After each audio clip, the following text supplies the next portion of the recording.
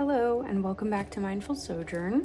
I know this is zoomed in, but I didn't want to start the video with frightening you with all of my clutter. So welcome back, or welcome if this is your first time. In my previous video, which I will link below, I did a flip through of this spring junk journal that I made for myself, and I promised that in my next video I would show you how to achieve this rounded spine with kind of a firm but soft cover. And I think I will show you that before I jump into this flip through. I'm very happy with this journal and how it turned out. I made another one in the same style but using different materials. So I achieved a much nicer finish with this one. And so I will do a flip through of this, but as promised, I will show you how I achieved this rounded spine with a squared cereal box. So before I get into this flip through, I'll show you how I did that. If you didn't catch my last video, this one didn't turn out so well. I made it for myself, but I was using packaging material, so it was too thick for my sewing machine. I couldn't sew around the entire border. I broke my needle, but I was using the packaging material, which is about a 1/4 inch thick piece of foam, so that was really thick, plus the cereal box, plus this pleather fabric as the cover, which is in itself pretty it's on the heavier duty side of the fabrics in terms of a sewing machine. So there was just too much here. I made it for myself though anyways, so I didn't care that it didn't turn out so great. This one I made for a friend. It was my first time trying this method that I'm about to show you to round this squared spine, but I'm very happy with how it turned out. I added for the first time some hardware to the corners, some book corner protectors. So the way I achieved this rounded spine with a squared cereal box, I think in the junk journaling world, just about everybody has access to the cereal boxes that we all use for our covers. Oh, I need my scoreboard. I think this is probably one of the most common materials used for junk journaling in terms of the covers. And so I wanted to, wait, if I mount in here, fold this way, yes. I'm just making sure that I'm scoring on the right side. So anyways, as I was saying, this is probably the most common cover material used for a junk journal, and you may be thinking, oh, I'm stuck or confined to only doing squared journals if this is all you primarily use for your covers. But what I'm going to show you is how to get a totally different look using the same piece of material, the same base. So what I'm gonna do, these are already scored for folding this way.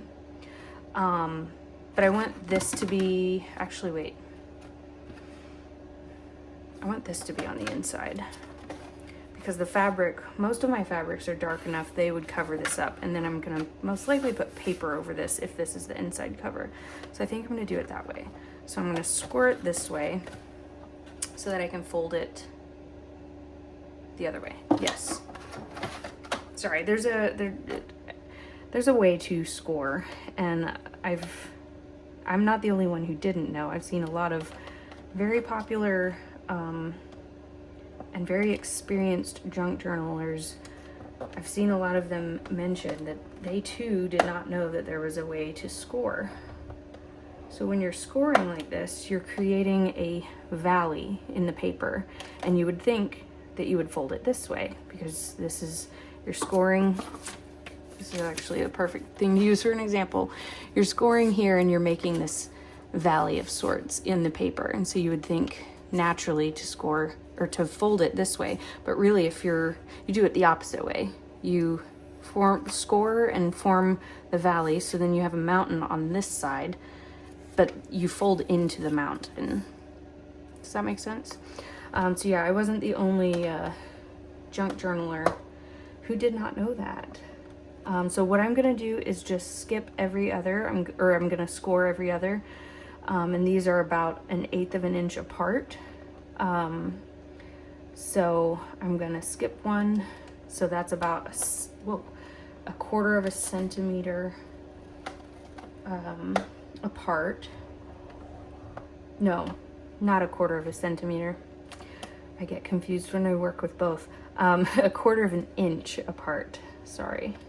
And then I'm gonna skip one.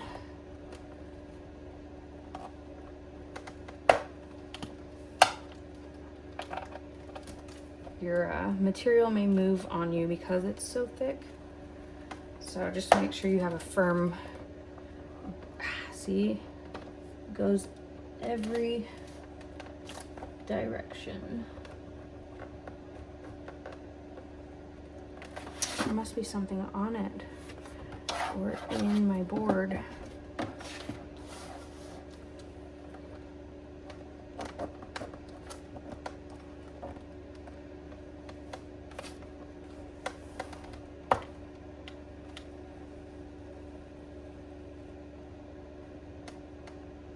There we go. Or maybe it just moved. So I'm gonna skip one, go another 1/4. Do it twice because it's so thick, and then another. Now these last two this last one might be a little close to the already existing fold line, but that's okay. I didn't want there to be so much of a gap. Okay, so now we've scored. Now we're gonna so we scored in the natural way. Whatever feels natural to do, do the opposite because it would make sense. We've created these grooves, you would think, to fold this way, but we are actually folding this way. So where you created those score marks, just come back through and fold to work it into shape. Just go along each one.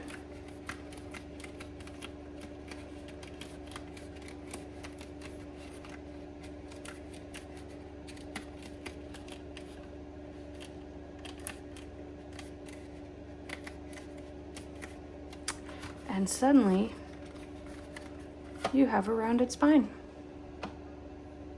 Voila, that's all there is to it. And then cover it in fabric, and that kind of helps because this kind of comes together, you know, but that's okay because then when you come back through and you put your signature in, it will keep that from collapsing, and that'll actually help you, once you get your signatures in, that helps to hold it in that shape like we have here.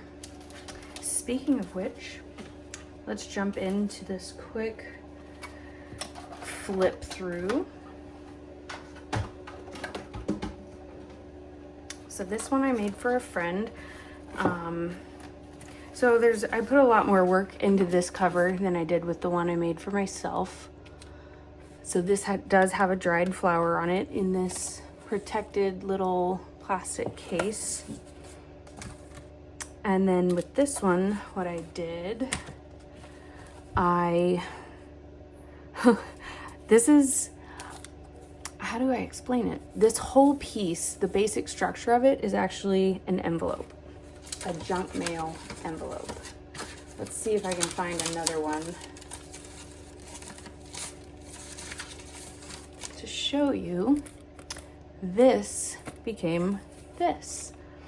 So I just, you know, cut the envelope to the width that I wanted, and then I used the bottom section to store some live moss and dried lavender, and I did hot glue all of it into place. so it shouldn't move around. The moss my grandmother actually gave me to use for crafting.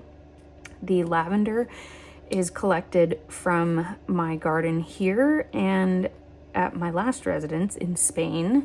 Actually, the little buds or seeds, those are from my garden in Spain, and this is from my current garden.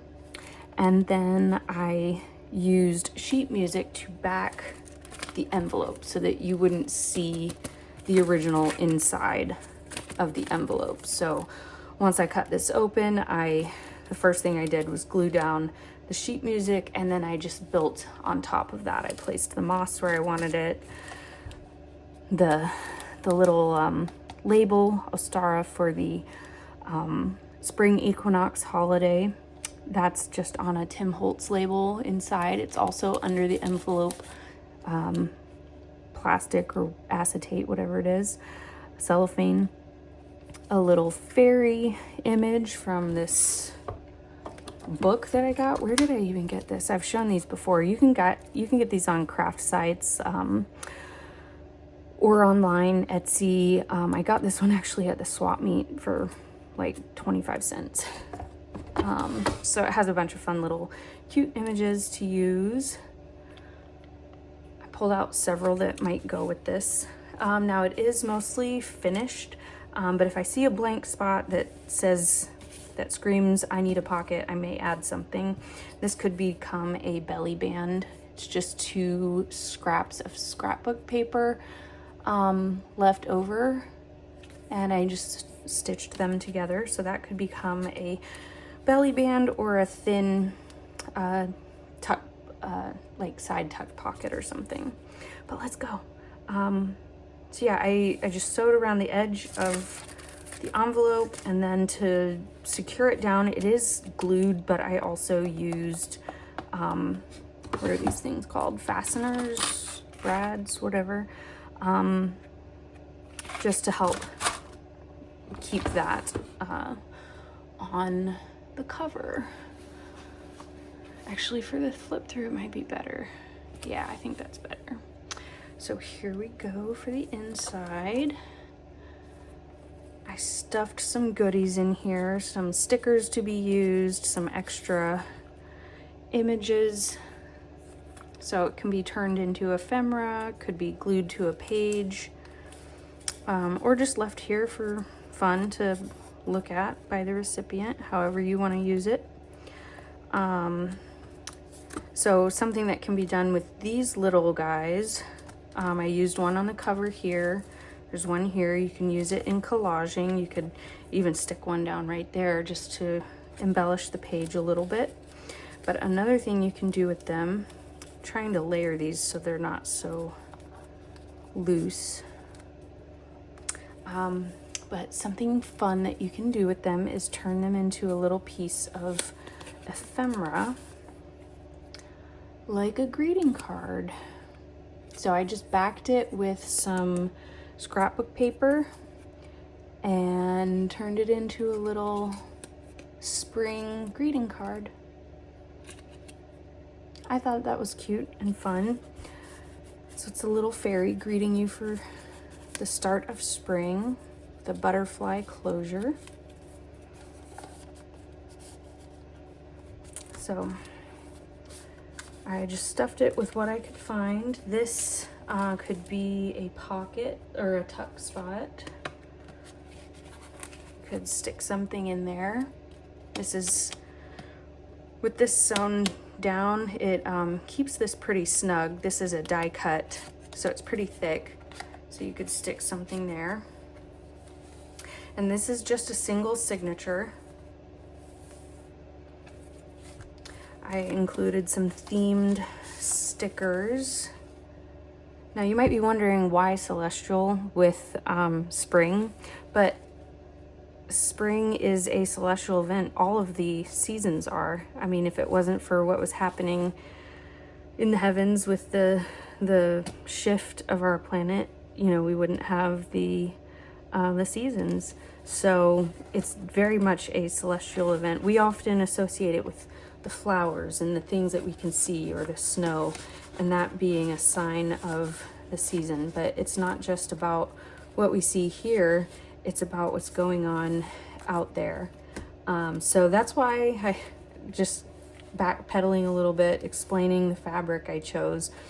I thought it was very much a spring theme, even though it doesn't scream spring in terms of the things that we often associate with spring, like flowers. So yeah, I was just inspired. So moving along, this is just a digital page that I printed. I just created this in Canva with some free images, just to turn it into a decorated writing page. So this can be written on, either over the image or just in this like more blank area if you don't want to write over the flowers. And then on this side, of course, being coffee dyed, this can be written on, or you could add something, you know, you could add a pocket, add a, I was actually thinking about adding this. This was just another scrap that I often when I'm stitching something or sewing something, I want to practice with the stitch, like the design before sewing what I'm really wanting to sew, just to make sure the stitch looks right. But then I realized this could be glued down, maybe as a page tab. This would stick out. I could add something decorative to this side. But then you turn and it's just I don't know, I think that would make a unique little page tab. I thought about adding that. This is, I painted this kind of, I just was doing mark making, and I think I used a paper towel to get this pattern. I just crumbled a paper towel, dipped it in colors I was using, and then dabbed it onto the page, and I stamped in the center, stitched the border, and then there's a pocket on this side. So this is another digital image that I made in Canva, just layered, and then I printed it on some cardstock scrapbook paper that had a kind of a plain design, and it was white on one side, so I printed on the white side, and then this was the scrapbooking image side, so that can be written on. More writing space, and then this was a fun little double pocket. So this is a tag that I made. I decoupaged over the top to preserve this dried daffodil, and it's actually one that my son picked, so it's sentimental. So there's a pocket here in the front, and then there's a pocket in the back. I don't know if that's coming through, but it was just a layered, what was this? I think some stickers came in this. This was the packaging, and I saved it. So I sewed it on to this floral book page. So now there's two pockets, and I did that so that it would be a transparent pocket so that the flowers on the page could still be enjoyed.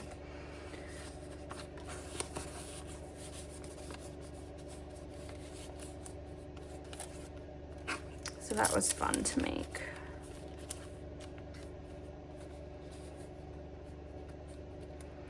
Moving along, this is just scribbled painting, just to turn a blank page into not a blank page. And then I stitched fabric for the page trim. And then this is just a fabric scrap that my grandmother gave me, and I used it just to kind of conceal the writing space and just liven up the page. Coloring book page that I stitched with a pocket on this side. This was fun to make too. It's just layered book page, sheet music, and a fabric scrap that matches the cover. More digital writing page that I created in Canva and printed. Book page with a ribbon trim. More digital image, printed, designed by me. These are both designed by me as well. I made these in Canva and printed them again on cardstock scrapbook paper to make them thicker. So this is a journal card / tag. And I love how this pocket turned out with the watercolor lavender over the sheet music.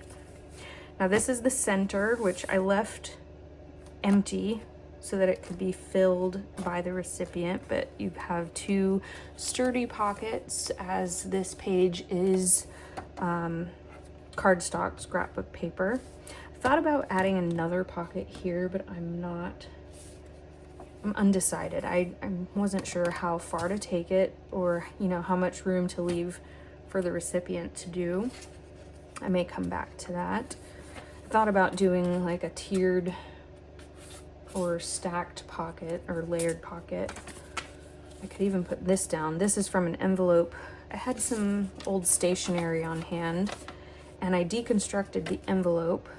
I basically turned this part into a writing page. I just trimmed along the border to cut this part out, and so then I was left with the remnants of the envelope, as you can see here. So I thought about using these leftover pieces for some additional pockets. I could always glue this here and here, which would then create a pocket and then an upper tuck if it's glued enough. Something could be, because you'd have glue here and here. So you could have an upper tuck and a pocket. So I might leave that there to remind me to do that. This is another die cut image. I think I got it at Michael's on sale after Halloween, but it still had all these images came from the same die cut pack. It was more of a winter Halloween theme, but I thought because of the color and how it blends with this color scheme I decided to use, I thought it just, I don't know, it went with it. I mean, I know we're going into spring, but it's still cold in some places, and so this icy spring look just, I don't know, I thought it went with the theme, which is also why I used this scrapbook paper. You can't see so much on the front here, but in the back you can see it's celestial with the constellations, the crescent moons. And this is another digital image that I created in Canva and printed, turned into a little journal card. So that's tucked in there. Some more ribbon trim on this page. This is also another die cut from the same pack. This is just a Tim Holtz little postcard. Enjoying the sunshine and surf on the Gulf of Mexico. I thought that was a cute old reprint of a digital reprint of an old postcard. I feel like I've seen that one before. Again, I love this pocket. Just love that look. Another digital image I threw together for a tag. More stitching. Another concealed writing spot with a ribbon trim. This could also be layered with either another pocket like the one I did before, or you could always, if you have junk mail envelopes on hand, what I could do is take this envelope apart, basically separate this front part from the back part and glue it down, and then this would become a window. I think I might do that actually. So obviously I would take this to my paper trimmer, clean up the edges, make it squared, and then I would probably trim this side to be the same width as this border, and then you have a pocket here where you could tuck something in, but then when you pull it out, you can see the flowers on the page behind. Again, I'm gonna leave that there to remind me to finish that. Oh, and this is what I was explaining with this deconstructed envelope here going on. Again, it looked like this, and then I just took it apart and the front of the envelope became a writing spot, and you can write on both sides. This is just a belly band. Whoops. This is just layered with scrapbook paper, a cutoff border, and book page, and then fabric, just the leftover fabric scrap from the cover material.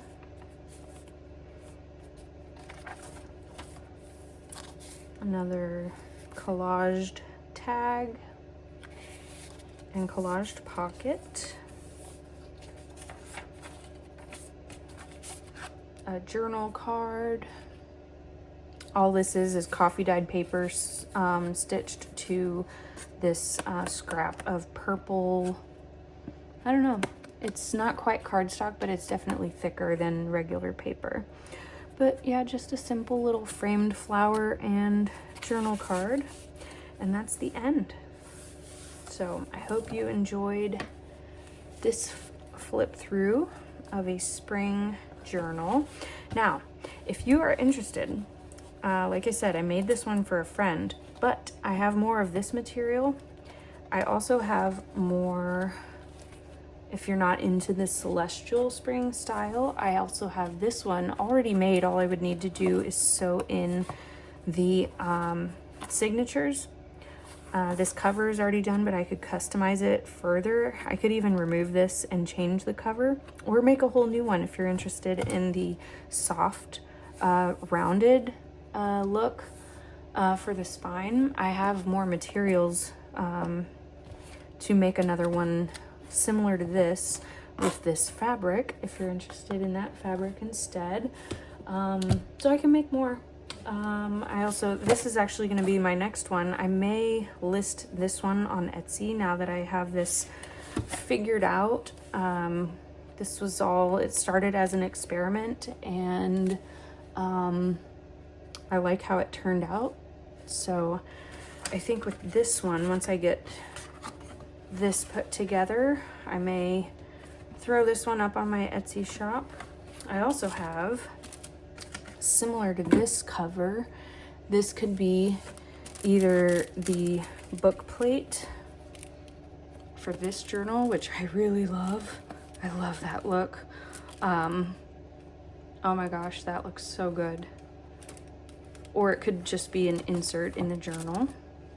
I just love how that looks. It's supposed to be a crescent moon. It's live moss and again dried flowers, lavender, a daffodil. Not sure what the little daisy looking one is. It might be chamomile, or just a wild daisy of some kind. I'm not sure. And then these are daffodil petals. Love how that turned out, and I think this may end up being the cover topper for this. I just think that looks so good together. I love that. So if you're interested, let me know. So thanks for sticking around. I will catch you next time. Bye.